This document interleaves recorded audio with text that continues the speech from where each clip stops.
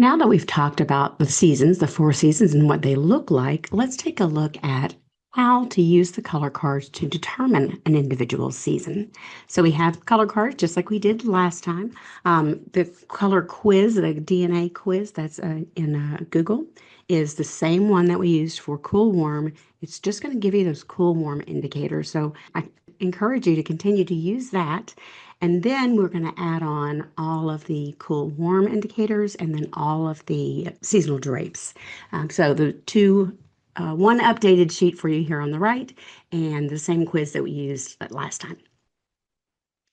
So you want to send that color quiz beforehand. It just gives you a little bit of information, a starting place for you to determine, are they cool, warm? It's like a little cheat. You can make a general observation in session about your client on Zoom. Do they have an overall soft and light appearance, or is their coloring a little stronger and dark? My coloring is more strong and dark than it is soft and light. So this time we'll be using 4 indicator drapes. Last time we used, let's see, 8 total indicator drapes, just because we were solving for cool, warm, and that was a good place to start. You really don't need anything more than the white, the wheat, the magenta, and the orange. But if you're feeling a little stuck or the first few that you do, feel free to add back in those additional indicator cards if it gives you a little more confidence in what you're doing. So we use the indicator cards, and then depending on what the indicators tell us, along with the quiz, if we've got a lot of cool indicators, then we're going to move in and use just the cool cards only. Those are in 2 different stacks for you, and they're labeled, numbered. Warm starts with the tomato red, and cool starts with the blue red or the true red, and that's going to be number, I don't know, I think it's 5 in the deck. So we're not going to use all of these cards on anyone, just what the indicator drapes are pointing, or what the indicator cards are pointing to. So if they seem to be cool and have a majority of cool answers and look better in the pink and the orange, then just forget these cards altogether. Don't feel like you have to use everything in the deck just because it's there. It's really going to confuse you. Now, in this deck, in our color card decks, our seasonal decks, we're comparing just as we did in cool warm, but this time we'll be comparing cool to cool or warm to a warm to determine strong and dark or soft and light. So a little bit the same process, but in this case up here, or in the indicator drapes, we are comparing warm or cool versus warm. This is all going to be cool or all going to be warm. So just be prepared for that.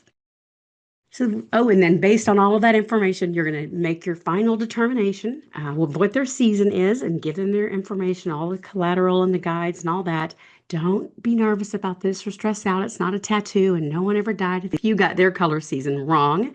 And don't forget that you also have several color sessions that I will sit in with you on if you would like me to, your first couple. I'm happy to do that. That came as part of the package. And you also have a little one-on-one time with me. If you don't feel like you need it to double check your color analysis and your season, we can always use that as a strategy call for your business and how you're going to integrate this to your business. So that being said, I thought the best thing to do is just to do a live demonstration for you before we get into practice with everyone else. So in your color card kit that I sent, you have the 2 indicators, white, wheat, pink, orange. So I'm going to do those on myself first. Now, trying to show that. Let me drop it. All right. So white, and then wheat, and I wore minimal makeup for y'all, and it's really sad. This one isn't as dramatic, but it's fairly dramatic, actually. All right. So I think we'd say white there, and then we'll do the magenta. And some of my favorite colors. Oh, the pink. Pink just makes me happy. And then the orange. This is the kiss of death. Like, this is the only one you really need. It's just so bad. And I just do this because I care and I love you. And, oh,